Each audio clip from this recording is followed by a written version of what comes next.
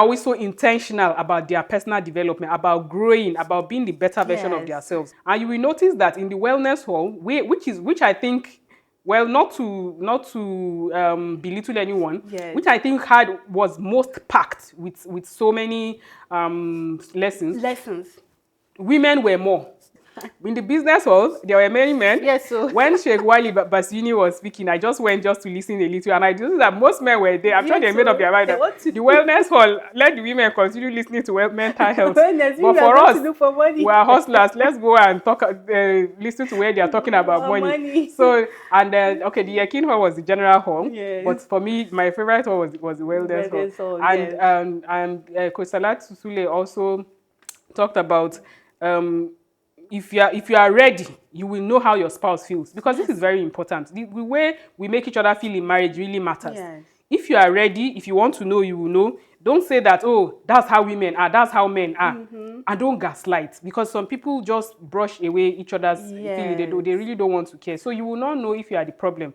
And she also said that if you're causing harm deliberately, if you're really the problem in your spouse's life, in your spouse's mood, you will know. If you're doing it intentionally or not, you will know, because it's both of you. Or even if you doubt it, that is not from you, ask questions. Ask questions. Ask questions. Just like why you said, what it's I not said. enough for you to just sit down and observe. Because not everybody that can really, read between the lines. Be open to communication, be open to discussion, so that both of you will sit down and like table, honey, what's wrong with you? I mean, yesterday you were fine, you were all over me, but today I feel a little bit of distance. What could be the problem? Mr. Meng said, if the relationship is not the way it was, if your spouse's mood, her behavior, the way she dresses, the way she sleeps, she's not sleeping well, things like that, find out why. Why? He said, he even gave an example of, I think he had it, where he said, Salman al-Farisi noticed the wife of Abu Darda would not even take pride in her dress. So the question was asked, what's the matter? And she said, well, your brother is not really interested in the world. She said the world meaning in me, because she is supposed to be his world. So from this hadith, we learn that, as Sister Salatu said, you observe, you will notice she's withdrawn.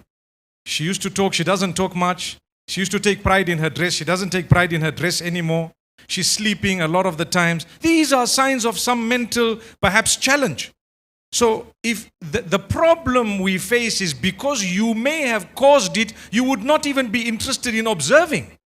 So that's the problem. But if you really care and you fear Allah, there will come a time when you assume responsibility and say, it's because of me, this laziness is happening. if a particular spouse is not thriving personally in their mood, in the way they dress, in the way they sleep, in the way they behave, then you the other spouse, you should try to at least better, because everybody will be judged based on how we treat our spouses. Yes. And he said there are some women too that are like military dictators. Their husband will say, he said a brother told him that I fear my wife, and he's like, no, it's only Allah that we fear. So it means that the woman is a terror to him at home. We should not treat our spouses so badly that they fear us, or that they become, they don't find any joy in being with us. Yes. It makes life just miserable. And I think that was what the point Kojiji was trying to, that a lot of women cannot just cope with the trauma of living with somebody that they are so resentful and bitter with because of what he has caused them, that they have to resort to taking substance. Because ordinarily you'd be like, no, why should you, because of a man? Yes. But again, at the end, there was a way Coach Abdul Fattah also ran it of that you shouldn't also allow somebody else, as in marriage is not something you come to and you get transcendence. You just enter marriage and then everything is so rosy, you are eating with the angels, you are just enjoying life. No, he said, if you don't have ambitions, you don't have a purpose, you don't have goals, you don't have things that you want to do for humanity, you don't have any contribution for the ummah, then you will actually be depressed. Which I think at the end of the day will be the remedy for whatever it is that people are going through. If they are able to go through therapy or counseling and they are able to heal, part of it will be forming a life for themselves.